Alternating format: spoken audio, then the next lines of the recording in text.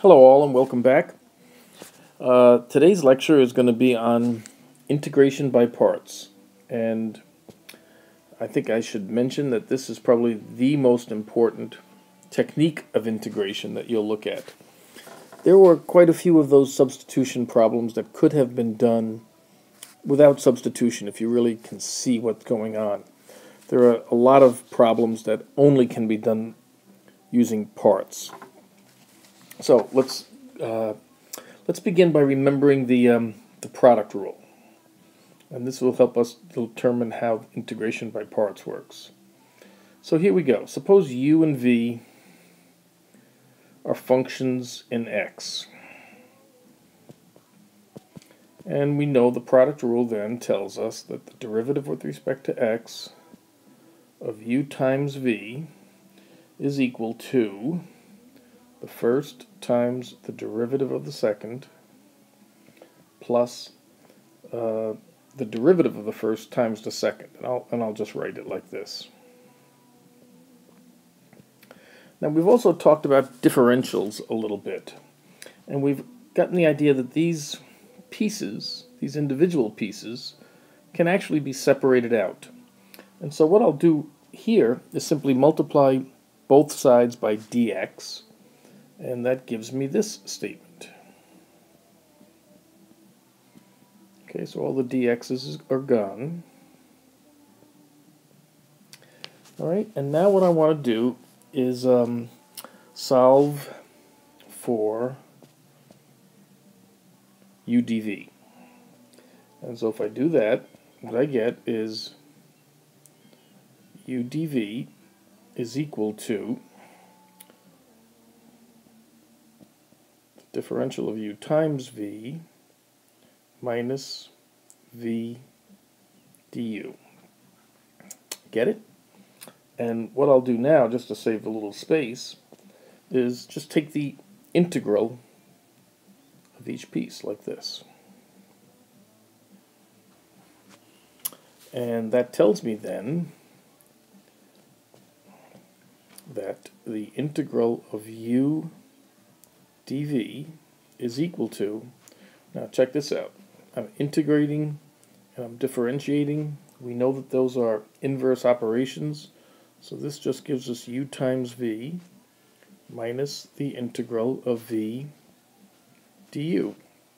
And this, my friends, is what is known as the integration by parts formula. And let me just make a quick statement here. This is what we're trying to integrate. And notice that integration by parts tells us that it's equal to u times v minus another integral. So it might seem like we really didn't get anywhere, but the hope is that this integral is something that we can work with, whereas this one perhaps isn't. So just to kind of point out, this is the integration by parts formula. And what we'll do now is look at a couple of examples and see how it works. Okay, so here we go. Here's our integral, the integral of x times sine of x. And that's not something that we can easily look at and understand how to integrate it. And what I've written in red here is the integration by parts formula, which means that we have to look at our original integration problem and pick something to equal u and something to equal dv. And the general rule here is that we pick that expression, that piece for u that reduces when you differentiate it. Now if I pick sine x to be u, it's not going to reduce when I take the derivative of it. But if I pick u to be x and take the derivative, it gets smaller. So what I'd like to suggest is that we always set these up the same way. And the way we set them up is to begin this. We're going to let u equal something and dv equal something. And then, based upon what u is, we're going to have an expression for du. And based upon what dv is, we'll have an expression for v. Okay, so as we said, the best choice for u here is x, which means then that dv is sine of x dx. Okay, well, if u is x, then du is 1 dx. And if dv is sine of x, then we're looking for v. What do you take the derivative of to get sine? And that's minus cosine of x. All right, so that's the setup. And now all we do is we use this formula. And it looks like this.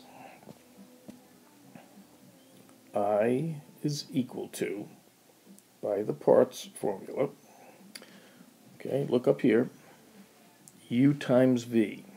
Here's u, here's v. So what we get is x times minus cos of x minus the integral of v du. So we got to be really careful with signs here. Minus cos x is v, and du is just dx. So what we can do to make life a little bit easier for ourselves here, here's a different color. Let's just make both of these plus. Okay, and so now we can write the integral. Integral is equal to minus x cos of x plus the integral of cos x, which is sine of x. And don't forget that c. So I think there we go. And as we suggested before, it's always good practice to take the derivative of this and see that you get what you started with. All right, so that's the first example for using integration by parts, and it certainly helps you see how it works. Let's try another one. Okay, so what are we going to pick as u? Well, think about this. If I picked u to be x, that certainly reduces, but that leaves me with ln of x as dv, and to integrate that is not an easy thing at all. So it makes the most sense, I believe, to let u equal ln of x and dv to equal x dx. So then du is 1 over x dx, and v is 1/2 x squared. So there's my setup. We always want to set it up like that. All right, so now using the integration by parts formula, this integral is equal to uv, which I can write as 1/2 x squared times the ln of x minus the integral of v du. All right, so I can simplify this as 1/2 x squared times the ln of x minus, I'll take the 1/2 out, this is just the integral of x dx. So I think I can finally write my answer as 1/2 x squared times ln of x minus, well, the integral of x is 1/2 x squared, so this becomes 1/4 x squared plus a constant. Get it? Not too bad. Alright, so this example is going to show us how sometimes you need to do integration by parts more than once. So here's our problem. Integral of x squared e to the x dx. Right, so we begin by saying, let's let u equal x squared and dv equal e to the x dx. Then du is 2x dx, v is e to the x. So this tells us that the integral is equal to, you can tell we're going to need some space here, uv, which is e to the x squared, minus the integral of v du, which is 2 times x times e to the x dx. So once again, I have an integration by parts that I have to figure out. So in this case, I'm going to let u equal x and dv equal e to the x dx. And then I get du is equal to dx, and v is equal to e to the x. So if I rewrite the integral, it's going to be e to the x squared minus 2 times, okay, I got to be organized, uv minus the integral of v du, which is just e to the x dx. So I'm kind of out of room here, so hopefully you can see how this works. E to the x squared minus 2x e to the x plus 2 e to the x plus a constant. All right? So that's doing integration by parts twice. So you might say, well, what happens if I have to do it 3 or 4 or 5 times? Good question. We'll answer that in the next slide. So we'll conclude our discussion on integration by parts with a discussion on tabular integration. And as you might guess on a problem like this, especially after what we just did, you have to do integration by parts a bunch of times. And so luckily there's a way to organize that work very, very simply. So it looks like this. What I do is I consider a big table. On the left side, I'm going to put that term which I'm going to be taking the derivative of, which is going to be reducing. In other words, what I would let u equal, and that'll be x to the 4th. Over here is what I'm integrating. And now I simply go down the left and differentiate.